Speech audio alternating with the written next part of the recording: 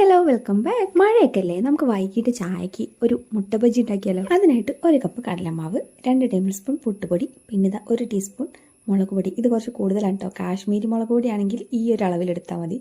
കുറച്ച് മഞ്ഞൾപ്പൊടി, കുറച്ച് ഉപ്പ്, പിന്നെ കുറച്ച് കായം നമ്മളിതാ വെള്ളത്തിൽ കലക്കിയിട്ട് അതും കൂടി ഒഴിച്ചു കൊടുക്കുന്നുണ്ട് കേട്ടോ. എന്നിട്ട് നന്നായിട്ടാണ് മിക്സ് ചെയ്യുക. ഇനി ഇതിലേക്ക് വെള്ളം ചേർത്തിട്ട് ഒരു തിക്ക് ബാറ്ററായിട്ട് നമുക്ക് എടുക്കാം കേട്ടോ. ഞാൻ ആദ്യമായിട്ടാണ് കേട്ടോ മുട്ട ബജി ഉണ്ടാക്കാൻ വേണ്ടി പോകുന്നത്. ഫ്ലോപ്പ് ആവോ റെഡിയാവോ എന്നൊന്നും അറിയില്ല.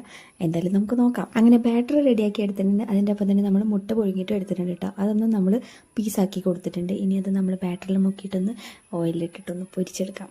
തിരിച്ച് മറിച്ചിട്ട് കൊടുത്തിട്ട് ഒരു ഗോൾഡൻ ബ്രൗൺ കളറാകുമ്പോൾ നമുക്കിത് കോരി മാറ്റാം കേട്ടോ. ലച്ചു മുട്ട ബജിയുടെ ഒരു ഫാനാണ് കേട്ടോ. അപ്പോൾ അവൾക്ക് കൊടുത്തിട്ടുണ്ടെങ്കിൽ അറിയാം ഇതെങ്ങനെ ഉണ്ട് എന്നുള്ളത് കേട്ടോ.